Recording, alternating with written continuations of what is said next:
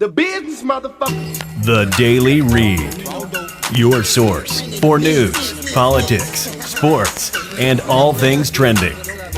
Here's your host, Marcus Gentry.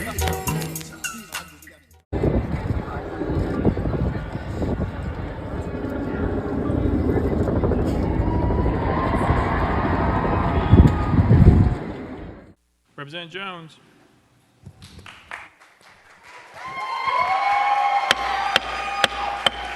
All right, audience, the members in the balcony, there's to be no disruptions from the balcony. That's the protocol here. I ask you to refrain, please. There's members on the floor asking you to refrain.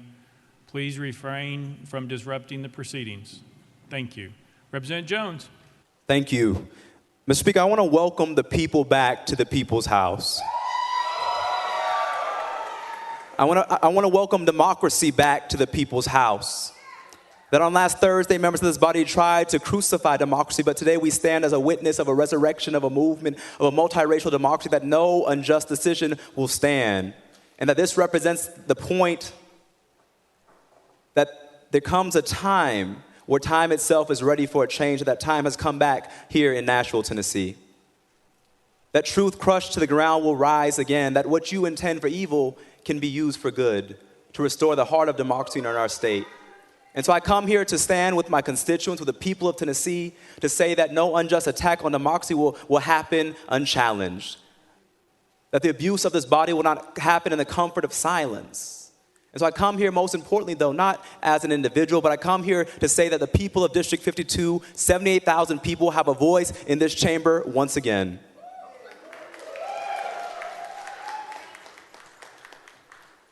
I'm hopeful for the days ahead for Tennessee, not because of the actions of this body, but because of the actions of the people out there and the thousands gathered outside this chamber right now who are calling for something better, who responded to your attacks on democracy with an attack of a mass movement for social justice and racial justice and economic justice to restore the heart of our state. And so I want to thank you all, not for what you did, but for awakening the people of this state, particularly the young people. Thank you for reminding us that the struggle for justice is fought and won in every generation. And so the people of Tennessee, I stand with you. We will continue to be your voice here, and no expulsion, no attempt to silence us will stop us, but it will only galvanize and strengthen our movement. And we continue to show up in the people's house. Power to the people. Welcome to the Daily Read, and I am your host, Marcus Gentry. That was Justin Jones. The three amigos are back again, people. They finally reinstated them, and I'm going to try to get Miss Woodbury to make a statement on the particulars of how they did it. But it's a good thing. Those two men are very charismatic, and I think they're going to go a long way in politics. You know, I've been watching them here recently, you know, ever since they've been making moves like they've been making. My concern is, and I always, I bring up controversial stuff on my show. And my thing about those two men is that Justin Jones, being out of Nashville, he might make it further than Justin Peterson. And the reason why I say that is because Memphis is another animal when it comes to politics of its own. And even though both of these men are firebrands in their communities, and they've come together to make changes in Tennessee, the Justin down in Memphis, he's going to have more problems. And I hate to say this, like I said, I keep controversial stuff on the show, you know, give people stuff to think about. But Memphis, being a chocolate city, you know, like Atlanta and Houston and Louisiana and certain other cities in America, being a chocolate city like it is, with mostly two black mayors most of the time, they play a cutthroat down there with each other. And let me give you an example of what I mean. There was a political family in Memphis a few years back, and I don't have the name of them right now on hand, but there was a political family down there and the uncle was I think he was a state rep, and he got caught up in a child scandal, not a molestation scandal, but had kids out of wedlock, and he refused to pay child support. And then the stuff that he got involved in carried over to his nephew, and his nephew started getting in trouble. You see, Memphis, like I said, is mostly black politics down there, and they're gonna have to really take care of him if they want him to go further in politics and maybe be a U.S. senator or a U.S. congressman one day. They're gonna have to watch him and watch over him down there in Memphis. You know, those people will pull you down. There's a picture I seen where you had people climbing the tree, and I know some of you have probably already seen this picture, but there was a picture that I saw. On one side it was blacks climbing the tree while other blacks was below them trying to pull them down. On the other side of the tree you had whites pushing each other up. And I hate to say that, but it goes on. That happens.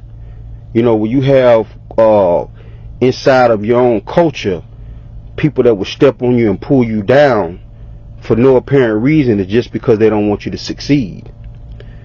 Now, the Justin Jones, the one that just spoke, he might have a better chance at making it through a full career in politics because he's in Nashville. And in Nashville, he has the backing of a lot of whites as well, instead of just mostly blacks. That might give him some cover to keep him safer. But the Justin in Memphis, he's going to have to fight a little harder. But I think both of these men are going to have good, successful careers in politics. Now, as far as the third amigo, Gloria Johnson, being 60 years old, she probably has maybe 4 or 5 more years left in politics. So she will probably never become a U.S. senator or a U.S. congresswoman or anything like that. But she still has a lot of great things up her sleeve too before she retires. But I don't think she'll ever be a U.S. senator or U.S. congressman. But the Justins, I think both of those men are going to have long careers in politics, and I'm rooting for them. I love it. I love when I see guys like that and women speak truth to power. Fuck them. You know, that's when I'm fuck them. You know, speak your truth. If they don't want to listen, you spoke it. You know, get it off your chest. I want to get into a few things that I've been watching. I took this from the AP. There's a few news stories I've been watching closely, and this is something that we all need to be watching very carefully. And I've been watching it very closely, and this is going to be huge in a couple of months. I'm going to start with number one I've been watching closely.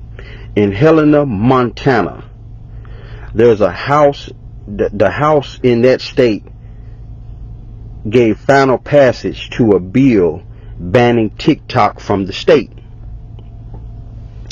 The reason why I say this is huge because TikTok has been accused of spying for the government of China.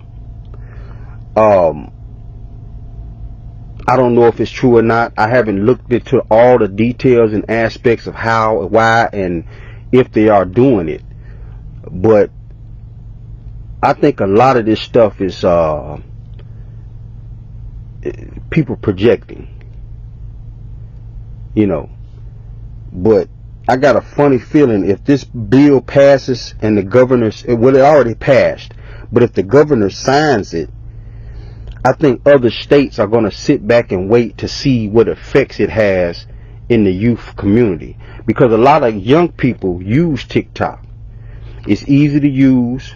There's not a lot of long videos like YouTube or anything like that. It's a lot of short clips, and some people are worried that TikTok is basically spying on us through looking how we act. It's all psychological. You know, some countries have, like, we got the CIA. Every country has its version of the CIA. And what they're thinking is that by watching the habits, the foods we eat on TikTok, the way we dance on TikTok, what these people are trying to say is TikTok is giving our enemies a greater understanding of us, just in case they have to go to war with us. But I think some of these people are reaching. But that's one of the stories that I've been watching very closely, and I'm going to talk more about that when I get a little more information. I'm up here in Kentucky right now, and you know, we just had that bank shooting, and there's another story that some of the Republicans that's running for governor up here, they've been deflecting questions about gun violence and gun reform. So I've been watching that closely, the whole outcome of the shooting up here at the bank. Another story from the AP: tech consultant charged with the murder of Cash App founder Bob Lee. Now, that story interested me because it was mysterious. You know, a man who helped found one of the most used Cash App apps, because there are a lot of apps out there like Cash Apps, but Cash App is one of the main ones used by millions of people. And for him to come up stabbed to death mysteriously is it was strange. So I was kind of watching that story too. They say they found the guy. They're not saying how they found him, but it was a tech consultant that did it. Well, he's accused of it, put it that way. But those are some of the stories that I've been following closely, and I'm gonna keep an eye on. I might talk about them on other shows. But there's one other story before I'm gonna get to the other Justin from Memphis. I'm gonna give him a chance to speak too. But there's another story that I've been following when it comes to Donald Trump. Now, this is a key in Donald Trump's whole investigative trials and everything he's going through. He always pleads the fifth. Now, listen very closely. Listen very closely, people, because they caught him up. This is going to be key when it comes to his trial and the other charges. You see, you have criminal law, and then you got civil law. Okay? In civil law, which is some of the other charges that he has, lawsuits, if he pleads the fifth, they can find him guilty because he's basically saying, I don't want to speak about it because I'm guilty. So now he gave 7 hours of testimony. I know some of you guys are being like, wow, what does this have to do with his criminal cases? Check this out. In criminal court, you can plead the fifth and it doesn't count against you. People can't use you pleading the fifth to say that you're guilty like they can in a civil case. So in order for him to fight the civil case, he gave 7 hours of testimony. So on the criminal side, they're going to try to use that 7 hours of testimony even if he tries to plead the fifth in the criminal case. This is going to be huge. This is going to be huge. So I want y'all to be clear when y'all listen to this. Be very clear. In a civil case, when somebody's suing you, if you plead the fifth, which you have a right to do, the jury can find you guilty just because you pled the fifth, which means you're admitting that, yeah, I cheated these people, so I'm not gonna speak about it. In a criminal case, it's different. If you plead the fifth in a criminal case, the jury cannot find you guilty just because you pled the fifth. So Donald Trump didn't want to lose millions of dollars. So he gave 7 hours of testimony instead of pleading the fifth. Those 7 hours of testimony are going to be used against him in a criminal case. Oh, they got him trapped. This is going to be crazy. Let's get to the other Justin real quick. Those are just some of the stories that I've been following closely. There was another story about the abortion pill, and I'm gonna do some more research on that one before I go do a show about that one. But let's go to the other Justin. Let's hear him speak. God needed to wake us up to the reality of this moment, that we've got a new generation and new ideas and new beliefs in order to guide us into the future. And so what Cameron Sexton meant for bad, God has turned into good. Tennessee Representative Justin J. Pearson was sworn back into the state legislature yesterday after the Shelby County Board of Commissioners unanimously voted to reinstate him on Wednesday. With Pearson back in office, the Republican effort to punish the Tennessee Three for their protest inside the chamber against gun violence effectively has failed now. Now, that was Justin Pearson. That's the one in Memphis that's going to have a hard fight on his hands for his whole political career. Because not only is he fighting for justice and equality, but he has to deal with the minorities in Memphis. And their politics down there is a different breed than the white racist politics in Nashville. So he has two fights on his hands.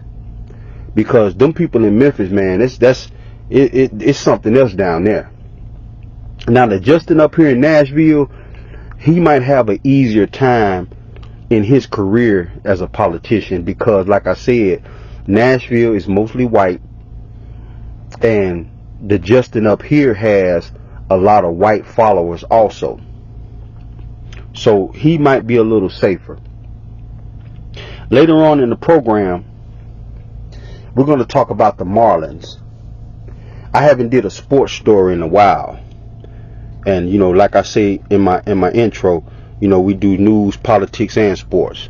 But I want to talk about the Marlins because these guys are the United States bad news bears, but the Marlins for baseball is like in trucking. If any of you guys out there are truck drivers and you see a Swift truck pull up next to you, that's the first thing you think, that's a terrible company. That's how people look at the Marlins. But it's strange how the worst baseball team in America is probably the greatest baseball team in America. And I'm going to explain that. I'm going to explain that to you. And we're going to talk about that when we come back. The business, motherfucker. The Daily Read.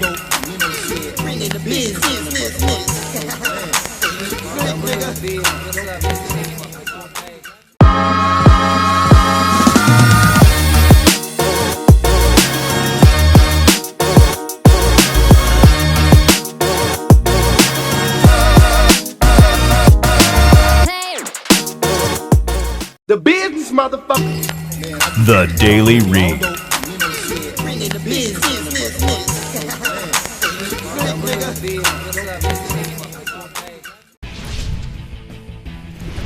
Marlins have their first no-hitter in history. Al Leiter has done it. It's a no-no. The second no-hitter in Marlin history. And Kevin Brown is being mobbed. That's a no-hitter! A.J. Burnett has thrown a no-hitter. The third no-hitter in Marlin history. He did it! He did it! Sanchez! 9 no-hit innings, but no no-hitter yet. Check swing, it gets away. Here comes Stanton. It's a no-hitter. And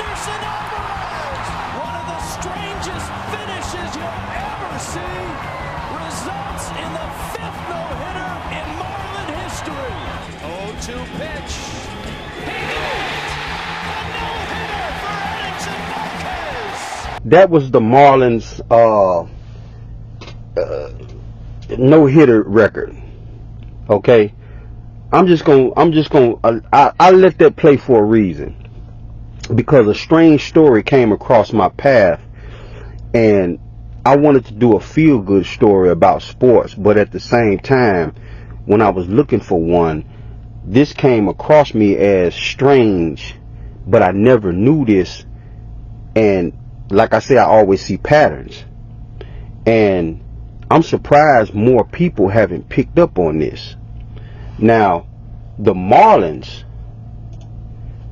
is considered one of baseball's worst teams. I'm talking about nobody ever goes to they have maybe a small fan base of, I don't know, 12,000 people. You know, they can't even fill up a whole baseball stadium. And they have state-of-the-art stuff down there in Florida. But the strange thing about the Marlins, they have produced some of the greatest players in baseball history. I never knew this. It's almost like people come to the Marlins just to go somewhere else and break records. I mean, just think about that. This is like the worst baseball team in history. The bad news bears of baseball. Horrible. You don't hear nothing about the Marlins unless they like playing like, you know, a great team like or what people think is a great team like the Yankees or the Sox or, you know, the Cubs, or, you know, you don't never hear the Marlins just doing great things. You always hear about players in other teams doing great things. You always hear about players in other teams making the all-star team. You always hear about other players winning the World Series. But most of those men came from the Marlins. I had to dig deep into this because it was strange. When I ran across this story, I had to dig deep in it because this is a scouting thing. I want y'all to think about that. This is a scouting thing. That means whoever is the Marlins scout that goes out here and find baseball players, he knows his stuff. He has an eye for baseball players. And I'm going to introduce you to this guy. I'm going to introduce you to him. I found a video of him, and he has a team, of course, with him, but this is the guy right here. Yeah, my job is to find players, whether they're already in professional baseball or they're playing in this league or they're playing in the park. Can you tell them, before we go into that, can you tell them a little bit more about yourself? Yeah, I mean, no problem. Just, you know, in a nutshell, I'm from Northern California. Went to high school at San Marin High School in Nevada. From there, I got a baseball scholarship to play at Pepperdine University. Drafted by the New York Yankees in the 7th round of the 1990 draft. Signed, and like most guys, when you get drafted and signed, you want to get to the big leagues as quick as possible. 4 years went by, 5 years went by, 8 years went by. And in my 12th year in the minor leagues, after bouncing around to several teams, I got to the big leagues with the Giants. And, you know, from there, it was 1 cup of coffee, and I never got back, bounced around a little more, finished up in Mexico, and as soon as I got done with that, my brother and I decided to start a baseball school. And at the time when we started the baseball school, it wasn't as common as it is today. So we were kind of at the forefront of doing that, and we basically started out at a high school field with 1 kid, Chris Reardon, and we just built the business with no business plan, and then we went on from there to rent cages in an existing softball school, and then eventually we opened our own facilities, which we had for, I believe it was 16 years, and we had 7 boys reach the major leagues. A lot of kids went on and played college and girls. We did softball as well. Our biggest guys that made it to the big leagues, Reese Hoskin, I gave lessons to every Sunday morning. All the way through high school, I coached Eric Dames. I worked with Charlie Culverson. And there's a few more that my mind's slipping me. But that's basically it. I just gave back the knowledge that I had learned over the years as a player. Being around guys like Derek Jeter, Roger Clemens, Barry Bonds. I took in all their information, Sean Dunson, Gerald Williams, I can go on and on. And basically from there, I got into scouting with the Yankees. I guess it's been probably 11, 12 years now as a pro scout. And I did pro stuff for them, and then I went from there to the Giants, to my current team, which is the Miami Marlins. And I'm the Pacific Rim Coordinator, Special Assignment Scout. And basically what that is, under normal situation, I go to Japan, Korea, Taiwan, and look for those players when they're ready to come to America. The Otanis of the world, since he's CTV right now. And then I also do organizational coverage here in the States. So like this year I'm covering the Giants, the A's, the Rockies from their major league team all the way down to their low-level A team. I'm going to put pause right there. This guy right here is the brains behind scouting. And when I tell you that I looked this guy up and I seen some of the players that came out of him through the Marlins, I'm going to give you some names. Mark Brewer, 5-time All-Star, Marlin player at one time. Ivan Rodriguez, 14 times All-Star. Kevin Brown, 6-time All-Star. Edgar Renteria, 5-time All-Star. Moses Alou, 6-time All-Star. Jose Fernandez, I know people know who that is, 2-time All-Star. Gary Sheffield, 9-time All-Star. Hanley Ramirez, and the list goes on and on. It's crazy. This is crazy. I never knew this. And I don't follow sports like that, but this is like this guy's a genius. He talks about how he can look at a player and his power levels and all of that. They can be the skinniest person out there. He's looking at your power level and how you toss the ball, how you catch. He has an eye for this. And when I tell you the Marlins have produced some of baseball's greatest players, it's crazy. But the thing about it is, nobody knows about this because the Marlins is like the worst team in baseball. They've had their time where, they had the no-hitters. I just played that clip, the no-hitters. They did, one or two great things, and I think they've won 2 championships. Okay? But the thing about it is, it's not the team overall. I'm talking about this man has went out here and found, there was a prodigy, a baseball prodigy that came out of Japan. Let me find his name. Because some of you probably know who this is when I say his name. Ichiro Suzuki, 7-time All-Star, Japanese baseball prodigy. I remember that guy because, when you're talking about baseball, you're talking about Cubans, Mexicans, Puerto Ricans, and Americans. And the reason why I remember him is because he was the talk of the news for 2 years straight. Ichiro coming out of Japan, baseball prodigy, one of Japan's biggest baseball players, played for the Marlins.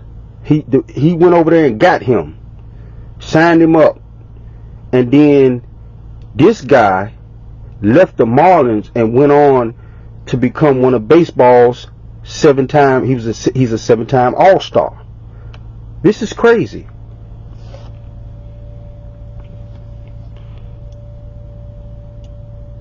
Let's hear a little bit more about this.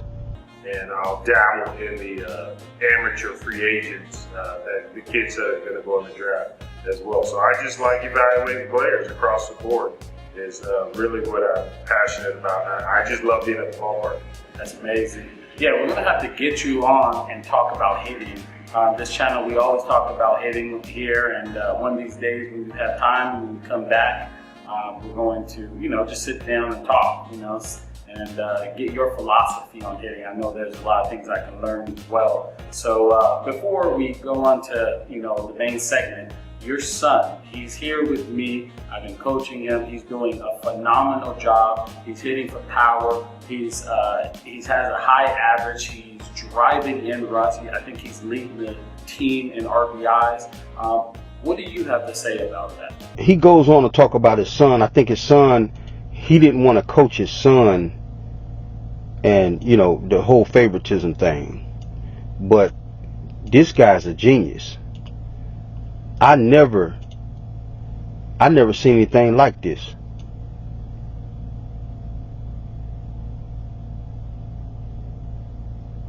The Marlins, one of baseball's worst teams out here. And like I said, look this up. This is something that, for some of you baseball fans out there, this is something I never even knew. Because like I said, you usually hear about the Sox, the Cubs, the Braves. These are teams that fill up stadiums, that have thousands of people wearing their jerseys. But you don't never hear about the Marlins. These people are pumping out prodigy baseball players. It's almost like they go to the Marlins just to get their foot in the door. And then they go other places and become all-stars. So you guys keep an eye out for the Marlins. If you're a baseball fan, look at the Marlin roster, because I'm telling you, these guys pump out all-stars. These guys are already all-stars when they're with the Marlins. The problem is the Marlins doesn't have anybody to help them. So what they do is those all-stars leave the Marlins and go to another team and become champions. But these guys are already talented. They just lose when they with the Marlins because they don't have any help. That's like Michael Jordan had help, which made him win all the rings he got. But if Michael Jordan went to, say, Orlando when he first came in, or the Spurs, he would have been still great, but he wouldn't have had any help to win championships. So keep an eye on the Marlins, man. That's especially if you're a baseball fan. If you're a baseball fan and you want to know who the next greatest player finna come out, check out the Marlins roster. Check that out, and you could pretty much tell who's gonna be the next guy. I hope you guys learned something from today. This is the Daily Read, and I'm out. The business, motherfucker. The Daily Read. Bring in the business.